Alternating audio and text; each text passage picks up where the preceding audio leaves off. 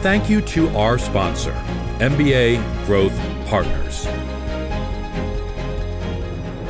Welcome to Studio 501c3. I'm your host, Kim Jones, CEO of the Nonprofit Village, a nonprofit incubator that increases capacity of charitable organizations. We're featuring nonprofits that provide essential programs and services in the community, and these charities have the IRS designation 501c3 because they provide a public benefit, which often means your donations are tax deductible. We're a proud partner of Montgomery Community Media. MCM is your public access resource to information and programs relevant to our community. Today, I have the pleasure of talking with Jon Horowitch, President and CEO of Easterseals, DC, Maryland, Virginia. Easterseals is a critical resource for individuals with disabilities, particularly those who are veterans, seniors, as well as their families. Jon, thanks so much for joining us in Studio 501c3. Thank you, Kim. It's great to be here. Good. So we don't have much time. We want to get going and learn a lot more. Easterseals is a national organization that a lot of people have heard of. It's been around for over 100 years. And then there are these regional affiliates, and you direct the regional affiliate here with important programs for children, adults with disabilities, special needs. Can you start by quickly telling us a little bit about the local history and how you're really leading your team to create these high quality programs that are meeting the individual needs of people in our community? Sure. Thank you so much, Kim. That's a great question because the way Easterseals is structured, as you mentioned, with an affiliate network, each separate affiliate is an independent 501c3 focused on the needs in that community. And so we have a local board of directors that really helps us think through, what are the needs here and what do we need to do to make sure that we are meeting them. And our vision is to create a hopeful, inclusive community where all people realize their potential and live meaningful lives. Mm-hmm.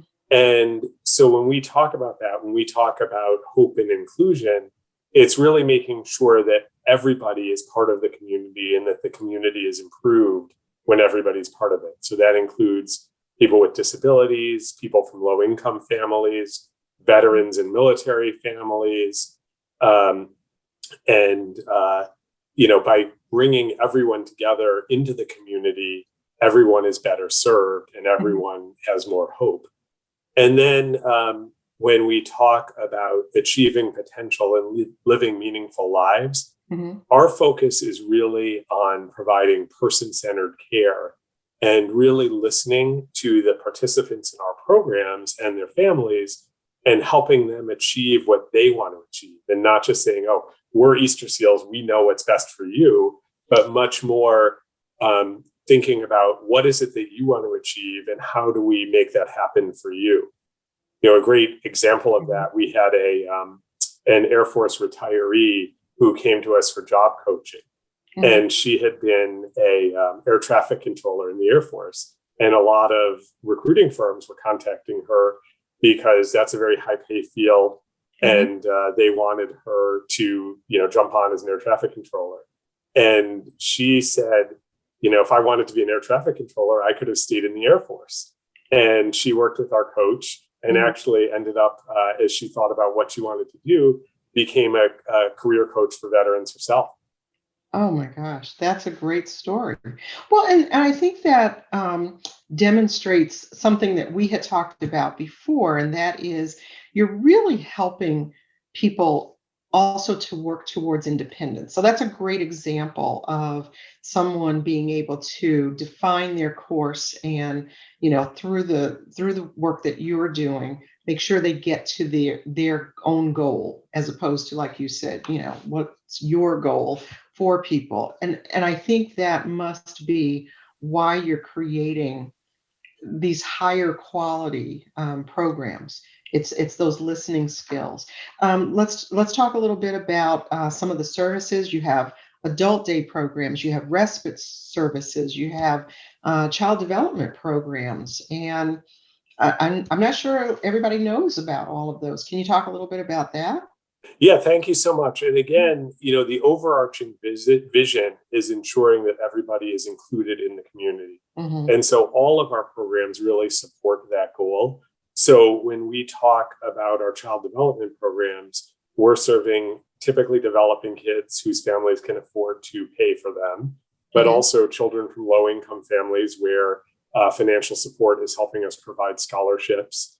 The children of wounded warriors through what we call the Little Warriors program, who also get scholarships, Okay. and other children of military families, and children with disabilities who need extra support services to thrive and ensure they're ready for kindergarten.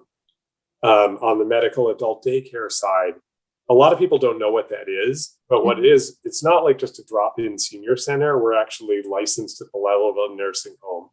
And any adult over the age of 18 who has disabilities, whether it's age-related like Alzheimer's or post-stroke syndrome or wounded warriors, can come and have a wonderful, engaging day, get great food that's applicable to any special dietary needs they have, get really high-quality medical oversight, but also be able to stay in the community and out of a nursing home. We also provide high-quality, evidence-based mental health care at low or no cost to veterans, military family members, and active duty service members through our Stephen A. Cohen Military Family Clinic at Easterseals. Okay. We provide employment support services to veterans through our Veteran Staffing Network and Homeless Veterans Reintegration Program, and to our individuals with disabilities through the Easterseals Disability Staffing Network. Hey, Jon. Respite care, sure. Yep. Let me interrupt you for a second because I got a quick question. You've only got about 20 seconds before we go to break, and then we're going to pick that up on the other side of the break. But Easterseals is a federated network. When people make donations, are those donations, like you said, because it's an independent 501, staying in the community? Yes, no? Yes, if someone donates at eseal.org or donate.eseal.org, then it's staying here in this region. Right. And we're gonna be putting up your information in a little bit, but we do need to take a brief break. And when we come back, we're going to learn a little bit more. And I specifically want to talk about the Level Up program. Studio 501c3 on Montgomery Community Media. We'll be right back.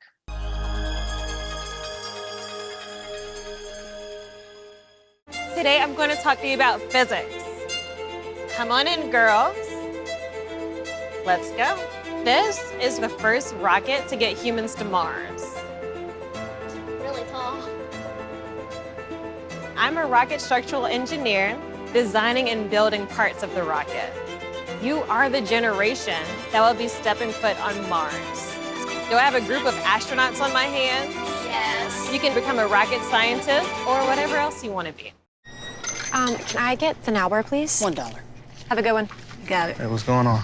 Hey. Let me get a now bar. Sure. $1. Appreciate you. Got it.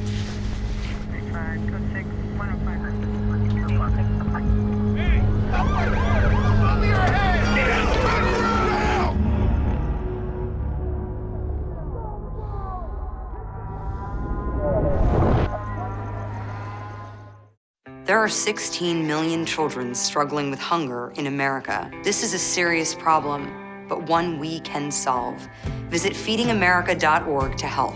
Together we can solve hunger. Together we're feeding America. Welcome back to Studio 501c3, your window into exceptional nonprofit programs in Montgomery County. I'm talking with Jon Horowitch, President and CEO of Easterseals, DC, Maryland, Virginia. So before the break, we talked a little bit about the local donations staying in the community. So just wanted to reaffirm that for the viewers. But let's talk a little bit more about a program that I learned about recently from you, the Level Up program that provides supports for school-age children. You've got a couple of different age groups you're working with. Yeah, this is a critical program, both in a COVID and post-COVID world where some families may not be comfortable having their children attending a large school, and also to provide, for aftercare and before care services for parents who need to work and have longer days. So it's really important and also enables us to serve a lot of children with special needs or disabilities, especially medical fragile children who might not be able to be in a classroom with a lot of other kids when there are risks around like COVID. Sure. So has that program been, was it in existence already and it shifted a little bit because of pandemic or any other emergency, type of, time frame that we're in, or did it really evolve because of, going into a pandemic? It really evolved because of COVID, and this is part of what we were talking about really listening to the people we serve. Mm-hmm. And we were hearing a lot of families, express a need for this during COVID. But then as we've been serving, also continuing to hear the need, even as schools are reopening, people still need aftercare that is accessible and especially able to support kids with disabilities. Mm. Okay. What about the impact? How are they responding to that? I've been amazed at how resilient the children are. We've been very excited to see the children, playing together and learning.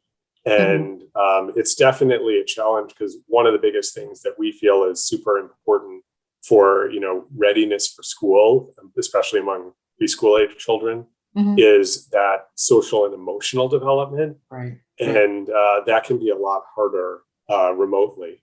Yeah. Yeah.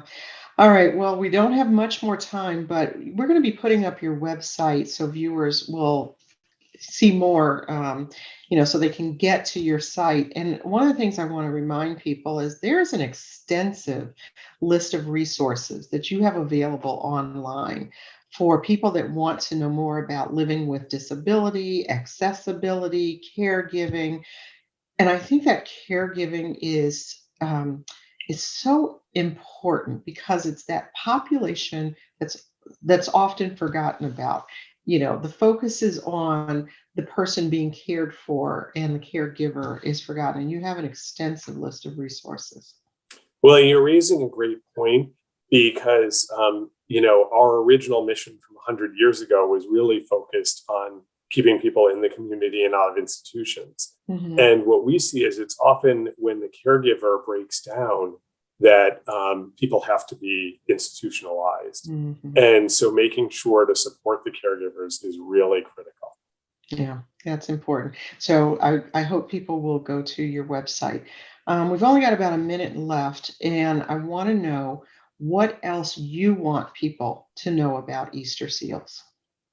The other thing that we haven't talked about is really just making sure that employers understand that there are resources for them at Easterseals as well.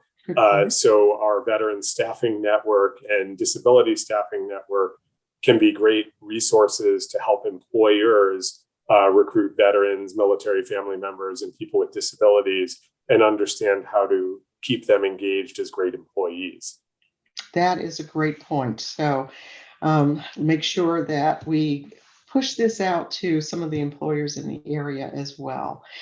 Unfortunately, we're out of time, but I think the viewers have learned a lot more about the programs and services that you're providing at Easterseals. And Jon, I really want to thank you for being here, providing this tremendous information for the audience.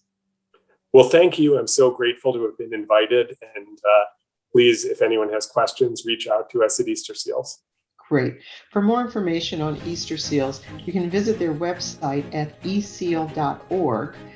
I'm Kim Jones. Thanks for joining us, and come back for another edition of Studio 501c3 on Montgomery Community Media.